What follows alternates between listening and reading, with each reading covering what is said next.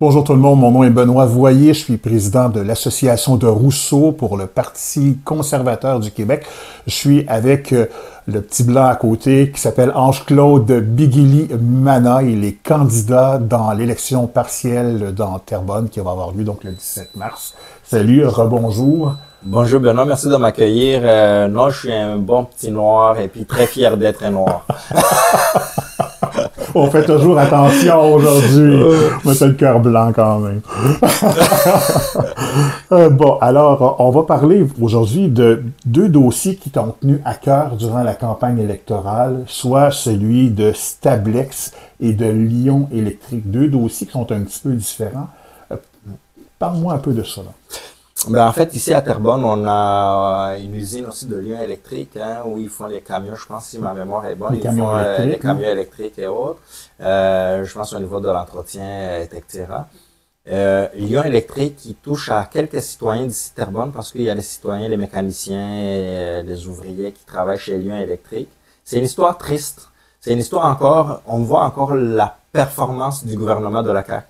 C'est les gens qui veulent juste investir, mais sans jamais avoir. Honnêtement, ça me surprend pour quelqu'un comme M. Fitzgibbon qui est en affaires depuis longtemps. Et ça me surprend de M. Legault qui est à partir Air Transat, bien que on sait comment il est sorti de là aussi. Ça me surprend de voir comment ils ont pu donner l'argent à Lion électrique en lisant juste le plan d'affaires. Il y a quelque chose qui montrait que ça n'allait pas fonctionner. Toute personne qui est en affaires peut se questionner dès qu'on voit un plan d'affaires tel qui était rédigé chez Lion électrique. C'est malheureux parce que là, on se retrouve avec quelques familles qui vont perdre leur emploi ou qui ont déjà perdu leur emploi dans certains cas. D'autres sont vraiment dans un gros nuage. C'est très, très, très, très malheureux parce que dans le temps qui court, c'est pas le temps de perdre sa job.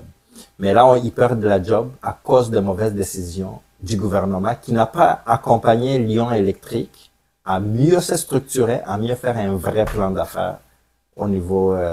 Donc, un député au pouvoir dans Terrebonne n'a pas donné grand-chose de bon pour les travailleurs. C'est ce que je comprends? Ou je fais des préjugés, là? En fait, lui, il a juste regardé ce qui faisait la manchette numéro 1 à radio, j'allais dire, aux médias de grande masse, comme on aime bien les appeler, pour pas en nommer un. Mais il n'a pas regardé la réalité des Terrebonniens, ni la réalité des Québécois. Donc, il a juste voulu faire la manchette. Et en bout de ligne, ça fait mal aux familles aujourd'hui parce qu'il y a des gens qui ont cru, qui ont changé d'emploi. Il y en a d'autres qui sont allés se former parce qu'ils voyaient la manne arriver au niveau des voitures et des camions électriques de Lyon. Et c'est un bon flairon québécois qu'il fallait appuyer quant à moi. Mais est-ce que c'est le rôle de l'État de financer les entreprises privées? C'est là que le bas blesse, parce que c'est pas le rôle de l'État, et c'est là que le gouvernement de la CAQ a failli. Et en finançant cette entreprise, on l'a empêché de se développer comme elle devrait se développer. Toutes ces subventions-là à l'entreprise privée, c'est comme du BS économique. On donne, sans vraiment avoir de garantie. On vient soutenir souvent des entreprises qui n'ont pas les assises solides pour donner des vrais rendements au bout. C'est ça? Est-ce que c'est bien ça? Je te ne le ferai pas dire. Je te ne le ferai pas dire. Donc, c'est comme ça que moi aussi je le vois. On devrait permettre aux entreprises privées les alléger la paperasse, la bureaucratie, les enlever les taxes, des impôts. Comme ça, ils vont pouvoir mieux s'investir. Mais tout ce qui est le financement d'entreprises privées, ça regarde l'entreprise privée. Elle se structure mieux car c'est elle-même qui le fait. C'est un peu comme dans nos familles, hein. Quand on donne de l'argent à notre enfant, mais l'enfant va vouloir acheter ce qu'il veut. Mais quand lui-même, il a gagné son propre argent, il sait qu'il va y penser 2 minutes avant de dépenser. Donc, au Parti conservateur du Québec, toutes les subventions aux entreprises, on dit « wow ». Moi, je suis de l'avis qu'il faut mettre un frein là-dessus, et s'occuper vraiment de leur faciliter les accès, donc alléger la bureaucratie, et à la fin, une fois qu'on enlève la bureaucratie, d'ailleurs, moi, j'ai des amis entrepreneurs, ici, que ce soit pas loin d'ici, à Mascouche et autres, et ces gens-là, ce qu'ils me disent, Ange-Claude, on ne veut pas que le gouvernement nous finance, on veut juste qu'il nous permette de travailler, que ce soit au niveau des lois d'entreprise, etc., etc. tellement rendu un la bureaucratie. Ouais. Donc, ils veulent juste avoir un allègement bureaucratique, mais aussi une baisse d'impôts. Ça fait une vraie mesure pour les entrepreneurs. Autre dossier, donc Stablex à Blainville, ça a vraiment une incidence pour les gens de Terrebonne? Oui, ça a une incidence parce qu'il y a les gens de Terrebonne. Moi, je défends le contribuable québécois et le contribuable terrebonnienne et terrebonnien. Donc, oui, ça touche certaines personnes ici à Terrebonne. Il y a des familles qui ont au moins un de leurs membres qui va travailler chez Stablex. D'ailleurs, un de bénévoles de la campagne me disait récemment, justement après ma sortie, qu'il a déjà travaillé chez Stablex. Ce dossier-là, c'est un dossier délicat. La gestion de déchets au Québec, c'est un dossier qui doit être pris de plus en plus au sérieux. C'est des déchets contaminés, là. Contaminés. Donc, il va falloir qu'ils soient pris, en fait, moi, je dirais même la gestion de déchets globalement, il va falloir qu'ils soient pris au sérieux. Et encore là, c'est quoi le meilleur moyen? Donner le pouvoir aux villes. Il faut donner le pouvoir aux villes de mieux, parce que le ministère de l'Environnement, qu'on parlait avant hier, si je ne me trompe pas, ou hier, je ne me rappelle pas, est toujours la même mise sur les villes.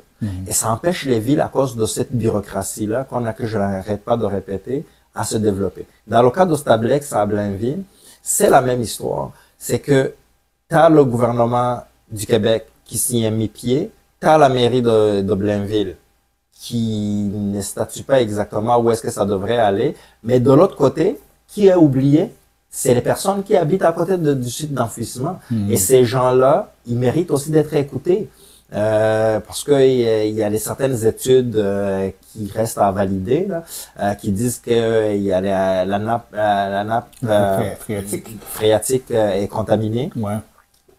Il faudrait que ces études soient publiques d'ailleurs et que chaque citoyen puisse y avoir accès et se faire la tête, et que ces gens-là qui habitent à côté de ces sites d'enfouissement puissent être entendus. Est-ce que ce qui se passe actuellement à Blainville peut devenir aussi une menace pour notre propre dépotoir à Terrebonne? Oui, oui. On est un des plus gros au Québec, là. Parce qu'à Terrebonne, c'est un des plus gros aussi. Et d'ailleurs, pendant qu'on manquait les travailleurs, je pense que c'est l'été dernier, on pouvait le voir dans la ville de Terrebonne, et je pense à Montréal et dans toutes les villes avoisinantes. C'était quelque chose, quand tu passais dans les quartiers, ça sentait le foin, comme on dit. Mais donc, c'est important de faire une bonne gestion des déchets, et encore mieux encore pire quand c'est les déchets toxiques. Il y a quelques jours, là, vous vous en êtes pris à la candidate du Parti québécois dans ce dossier-là. Oui, parce qu'il n'y a pas d'opposition. Il n'y a pas d'opposition. Moi, je pense qu'une des positions que je défends, c'est le travailleur. Il va falloir permettre aux entreprises privées de pouvoir exister. Et oui, de leur exiger aussi de protection de l'environnement, mais les bloquer tout simplement à leur demander à l'infaisable qu'on ne sait pas. En fait, jusqu'à date, on ne sait pas ce qu'on demande à la compagnie à produire. Donc, il va falloir qu'on leur permette de fonctionner, et oui, en protégeant aussi les gens qui habitent les sites proches du site d'enfouissement. Donc, c'est ça ma position au Parti conservateur du Québec que je représente dans Terrebonne. Et la candidate du Parti québécois, on ne connaît pas sa position, elle est muette. D'ailleurs, tous les autres partis politiques n'ont pas pris position. Exactement. Ils sont tous muets là-dessus.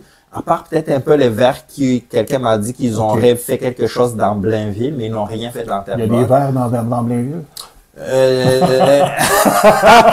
On les voit pas.